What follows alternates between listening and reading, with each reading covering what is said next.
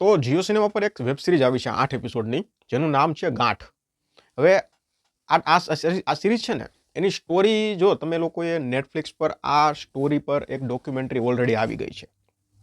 પછી Disney plus Hotstar પર એક વેબ સિરીઝ આવી હતી જેનું નામ હતું આખિરી સચ.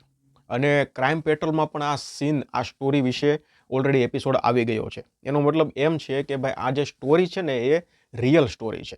આવું દિલ્હીમાં બની ગયું છે. એક સાથે આખો પરિવાર જે છે એ સુસાઇડ કરી લે છે. આના વિશે તમે કદાચ ન્યૂઝમાં પણ સાંભળ્યું હોય છે.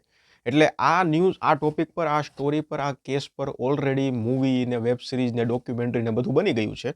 છતાં જીઓ સિનેમા પર આ કેમ આવી છે, આ પહેલાં તો આ બનાવવાનું કારણ શું છે એ જ નથી ખબર. એટલે તમે લોકોએ જો આ કેસ વિશે તમને આગળ કાંઈ ખબર ન હોય ને, તો તમે આ સિરીઝ જોવાની ટ્રાય કરજો. બાકી તમે આખિરી સર્ચ ને પછી નેટફ્લિક્સ પર જે ડોક્યુમેન્ટરી આવી છે એ અને ક્રાઇમ પેટ્રોલનો કદાચ તમે એપિસોડ પણ જોઈ લીધો હોય ને, તો પછી આને સ્કીપ કરી દેજો. કાંઈ નવું નથી.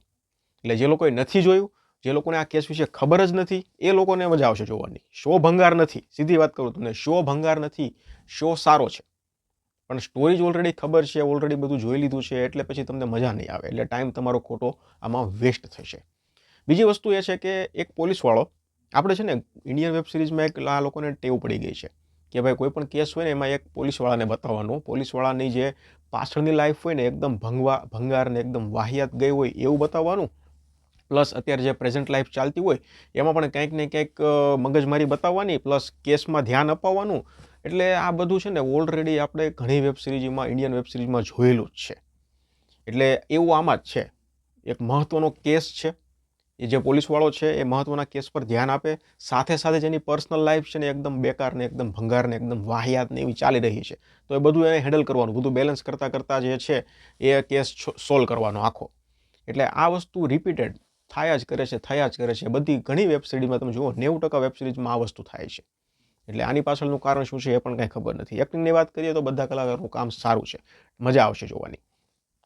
બીજી વાત તમને વાત કરું તો સ્ટાર્ટિંગ પોઈન્ટ જે છે ને સિરીઝનો, ત્યાંથી તમે મજા આવશે. એક અડધો એપિસોડ જોશો એટલે તમે આમ મજા આવી જશે.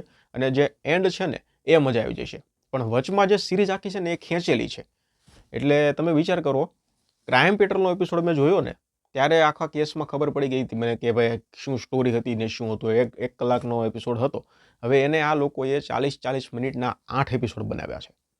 એટલે વચ્ચે કેટલું ખેંચ્યું હશે તમે જુઓ. પોલીસવાળાની પર્સનલ લાઈફ ને બધી, પછી બધાની અલગ અલગ પર્સનલ લાઈફ બતાવવાની, પાછો કેસ બતાવવાનો. એટલે 8 એપિસોડ છે ને એની જગ્યાએ લગભગ જો આના 5 એપિસોડ બનાવી નાખ્યા હોત ને ખાલી 40 મિનિટના, તો પણ આરામથી પતી જાત અને લોકોને કેસ વિશે ખબર પણ પડી જાત. એટલે આ વસ્તુ એવી છે કે તમે ઓલરેડી આ કેસ વિશે જાણતા હો, જોયું હો, કોઈ ડોક્યુમેન્ટરી વેબ સિરીઝ બધી રિલીઝ થઈ જોયું હોય તો આને સ્કીપ કરી દો, જોવા જેવી નથી. જે લોકોને ખબર નથી આ કેસ વિશે ને એ લોકો ડેફિનેટલી ટ્રાય કરજો, તમને જોવાની મજા આવશે.